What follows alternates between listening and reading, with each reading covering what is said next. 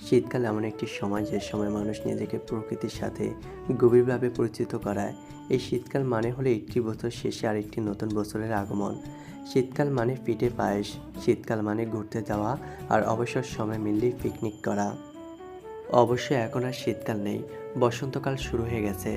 তারপর শীতকালের picnic picnic আমেজটা রয়ে গেছে মনের ভেতর। কিন্তু দুঃখের বিষয় হচ্ছে ভিডিওটি এই বছরের নয়, আরও 2 বছর আগে যখন গ্রামে ছিলাম তখন ভিডিওটি করা হয়েছে। ভাবলাম তোমাদের সাথে একটু শেয়ার করি।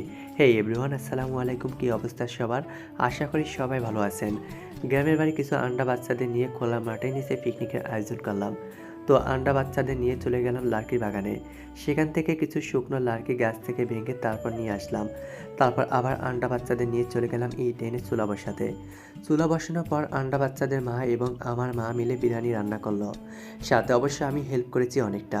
গ্রামের বাড়িতে শীতকালের রাতে যখন এরকম পিকনিকের আয়োজন করা হয় তখন গ্রামের সবাই মিলে অনেক আনন্দ উদযাপন করে। তো এই পিকনিকটার উদ্যোক্তা হচ্ছে আন্ডা বাচ্চারা।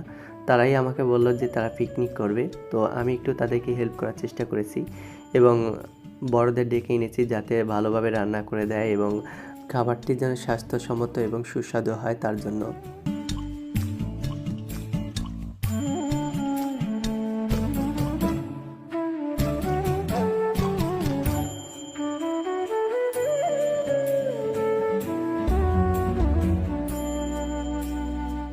রান্না শেষে সবাইকে প্লেটে করে পরিবেশন করতে দিলাম।